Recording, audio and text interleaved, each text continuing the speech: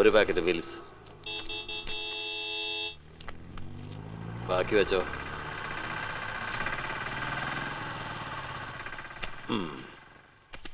ഇതാ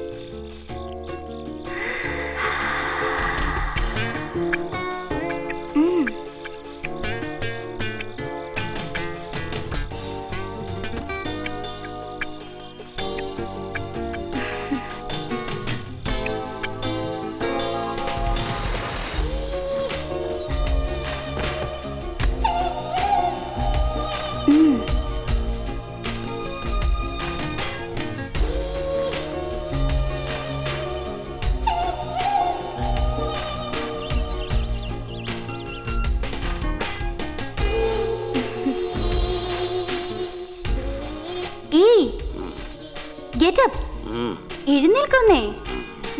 അയ്യോ, നേരം വെളുത്തോ? എന്താ നേരത്തെ വിളിക്കാതിരുന്നത്? എന്തിനാ എന്നും എന്തിനാ പാതിരാത്രി ഒളിച്ചൊളിച്ച് പിൻവാതിൽ വഴി വരുന്നേ?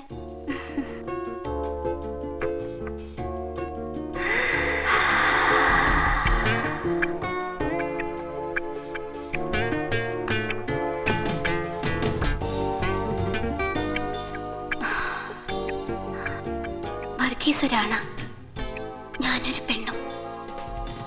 നമ്മൾ തമ്മിലുള്ള ഈ ബന്ധത്തിൽ എന്തോ ഒരു തെറ്റ്. നമ്മൾ എന്തിനത് മറ്റുള്ളവരിൽ നിന്ന് ഒളിക്കണം? മോഹിനി എന്താ പറഞ്ഞു വരുന്നതെന്ന് മോഹിനിക്ക് നിശ്ചയമുണ്ടോ? ഉണ്ട്.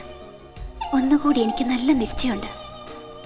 എനിക്ക് കരുത്തും വീറും എന്നും കൂടെ വേണം. ഞാൻ അത്രയേറെ എൻജോയ് ചെയ്യുന്നുണ്ട് നിങ്ങളെ.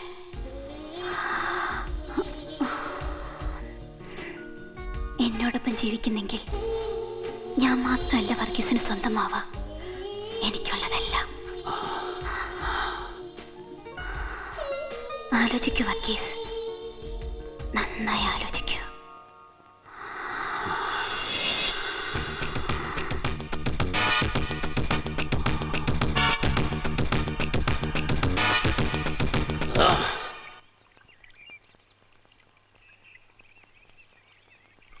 തിരിച്ചു പോയി കാണുമെന്നാ കരുതിയേ. തിരിച്ചു പോണം. അതിനിടയില നിന്റെ കല്യാണം ഉടനെ ഉണ്ടെന്ന് കേട്ടത്. എങ്കിൽ അതുകൂടി കഴിഞ്ഞിട്ടാവാന്ന് കരുതി. മറ്റുള്ളവരുടെ വേദന കാണുന്നത് ഒരു രസമല്ലേ? ഞാൻ വെറുതെ ചോദിച്ചതാ, വെറുതെ. കല്യാണം കൂടാനാ നിൽക്കണമെങ്കിൽ വേണമെന്നില്ല. അത് ചിലപ്പോ നടന്നെന്ന് വരില്ല. പോട്ടെ. കമ്പനിയുടെ പുതിയ GM-ആയി ചാർജ് എടുത്തതിന് ശേഷം എന്തെങ്കിലും പരിഷ്കാരങ്ങൾ നടപ്പിലാക്കണമല്ലോ എന്ന് കരുതിയല്ല പഞ്ചിങ് ഏർപ്പെടുത്താൻ തീരുമാനിച്ചത്. വർക്കേഴ്സ് കൃത്യമായി ജോലിക്ക് എത്തുന്നുണ്ടോ എന്നറിയാൻ മാനേജ്മെന്റിന് മറ്റൊരു മാർഗവുമില്ല. Got it. എന്തായാലും 2 ദിവസത്തിനകം എല്ലാ വർക്കേഴ്സിനും പഞ്ചിങ് കാർഡ് ലഭിച്ചിരിക്കണം. കേട്ടോ വിജയ?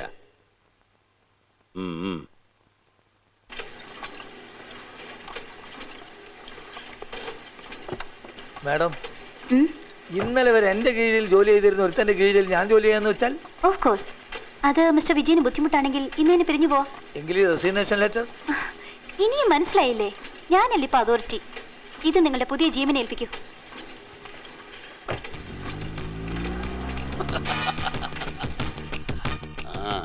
ഒരിക്കൽ എന്റെ കണക്കൊന്ന് തീർത്ത് കിട്ടാൻ വേണ്ടി തൻ്റെ മുമ്പിൽ കിടന്നിരുന്നതാ ഞാൻ.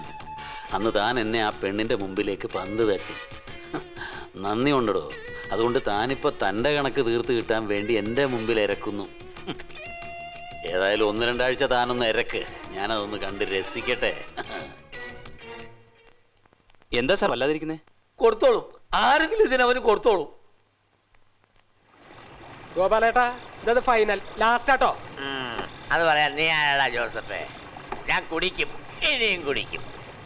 നിനക്കറിയോ, ഞാൻ കാല് പിടിച്ചിട്ടാ എൻ്റെ മോളൊരു കല്യാണത്തിന് സമ്മതിച്ചത്. അപ്പൊ കുടിച്ചിട്ടാ കല്യാണം കലക്കാള പരിപാടിയാ ഗോപാലേട്ടന്. നിനക്ക് കളി, പക്ഷെ എൻ്റെ ഉള്ളിൽ നീളുക ജോസഫേ. 25 പവനും 50,000 രൂപയാ ഞാൻ ചെറുക്കന് കല്യാണത്തിന് കൊടുത്ത വാക്ക്.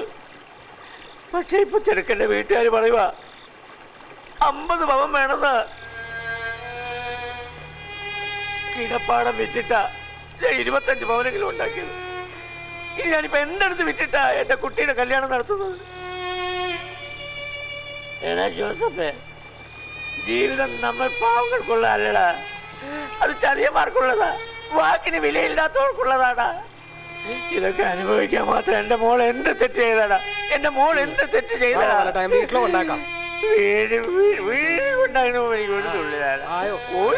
നിന്റെ കാര്യം ജോസഫേ, ഒരു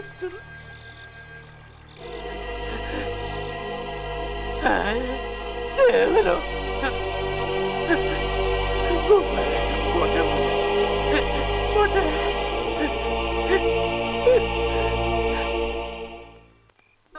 ഇരുപത്തഞ്ചല്ല, അതിൽ കൂടുതലുണ്ട്. കൊണ്ടുപോയി ചെറുക്കൻ്റെ വീട്ടുകാരുടെ മുഖത്തെറിഞ്ഞു കൊടുക്കുക. ദേവാ, എന്നോട് ക്ഷമിക്കണം. തൽക്കാലം എനിക്ക് ഇത്രയൊക്കെ ചെയ്യാൻ പറ്റൂ. ദേവാ, വാങ്ങു ഗോപാലേട്ടാ. മോനെ,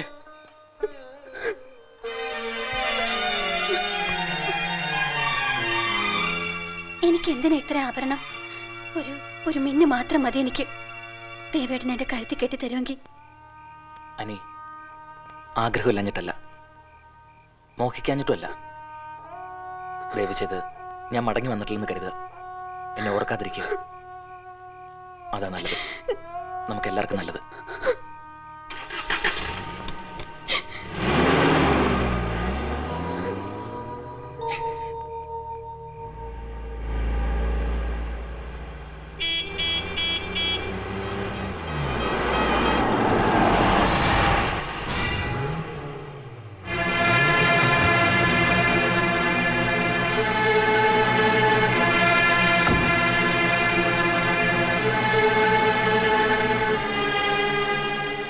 വഴി മാറടാ. വഴി മാറടാന്നോ? ആര്? ഞാനോ? ഓർമ്മയില്ലേ നിനക്കെന്നെ? നിന്റെ പെങ്ങളുടെ മാനം കെടുത്തി, നിന്റെ കൈകൊണ്ട് തന്നെ നിന്റെ അച്ഛൻ്റെ ചോര വീഴ്ത്തി, നിന്നെ ഈ നാട്ടിൽ നിന്ന് തന്നെ പറഞ്ഞയച്ച ആ പഞ്ഞിക്കാരനെ ഓർമ്മയില്ലേ? ഇതയാളാ, ആ പഴയ പഞ്ഞിക്കാരൻ. മാറ്, നീ എനിക്ക് വേണ്ടി വഴി മാറ്. ഇല്ലെങ്കിൽ ഒരിക്കൽ കൂടി നിനക്ക് ഈ നാട്ടിൽ നിന്ന് ഓടേണ്ടി വരും. അല്ലെ നിന്റെ കുടലെടുത്ത് ഞാൻ കത്തിക്കും. മനസ്സിലായോടാ പട്ടി? എന്താടാ നോക്കുന്നത്? സംശയമുണ്ടോ നിനക്ക്? എനിക്കതിന് കഴിയൂടാ ഇപ്പോ.